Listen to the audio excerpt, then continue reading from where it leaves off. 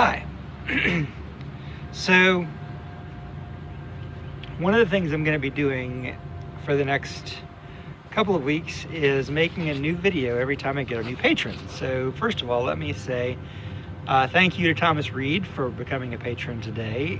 Thomas, you've been a big supporter of my work for a long time, and I really appreciate it.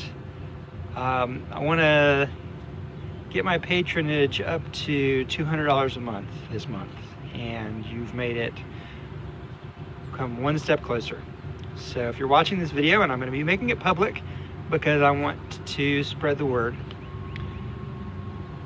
consider joining the growing army of patrons of mine.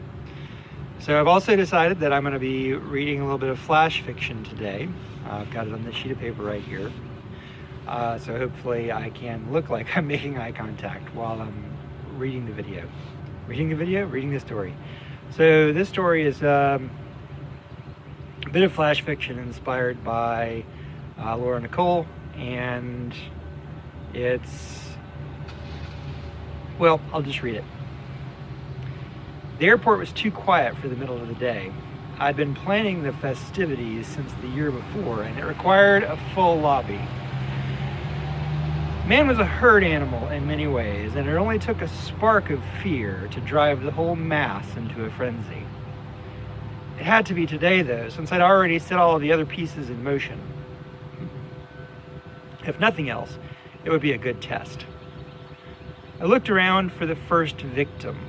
A pretty young woman with her hair dyed varying shades of blue sat looking at her phone. She would do nicely. I strode over to her, pushing my cart, my disguise making me practically invisible. No one paid that much attention to cleaning staff, not even on this side of the most recent terror attacks. I pulled the syringe from its hiding place in the cart's handle. I needed just a moment of failing. See, there's a mistake. I needed just a moment of her failing to pay attention. She was a sheep, just like the rest of those soft, simpering mortals. Sharp eyes glanced up at my approach. The gaze latched onto my weapon, meager as it was. With reflexes faster than I expected, she pulled something metallic from a nearby bag and swept it across the back of my hand. I hissed as the thin tube sprang from my fingers. I didn't have time to swing a fist against the side of her head before I felt the impact of her phone against the bridge of my nose. Pain bloomed between my eyes, and there was a crunch, whether from the glass or the cartilage breaking. Neither of us made a sound as we continued the dance. I swung my hand again and caught her length of braid See, there's another mistake.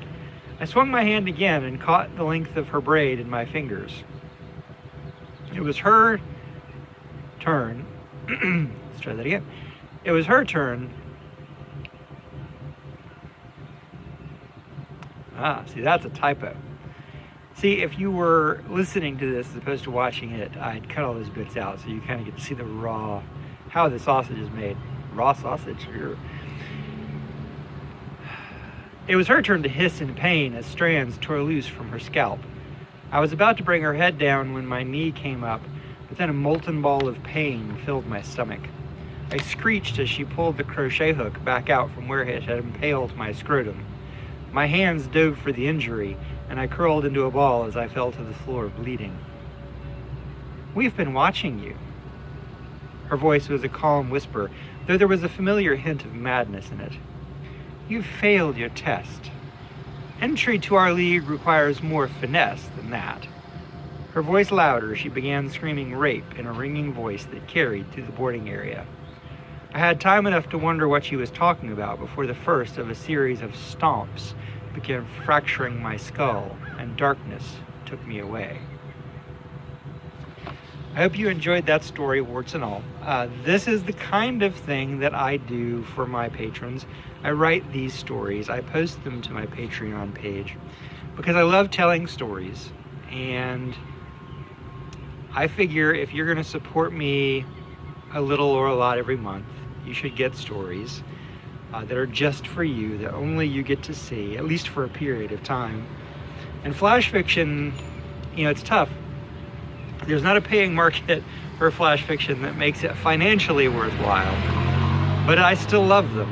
And so I guess this is my way of writing in a format which I enjoy, getting paid for it, and giving you guys something to enjoy in return. I will be releasing this in an audio format in the near future. I will be releasing several pieces of audio fiction, flash fiction and otherwise, in audio format with production values and no mistakes and et cetera, for upper level patrons to enjoy. That's not because of anything other than it takes time and effort to make these, and I want to make sure that the people that are backing me at the higher levels really get the most important or best work that I can do, and that they get something really extra special. So feel free to back me at the higher levels or back me at $1. It's all good. I appreciate it every cent, and it helps me to pay for editors and covers. So thanks, and we'll see you next video.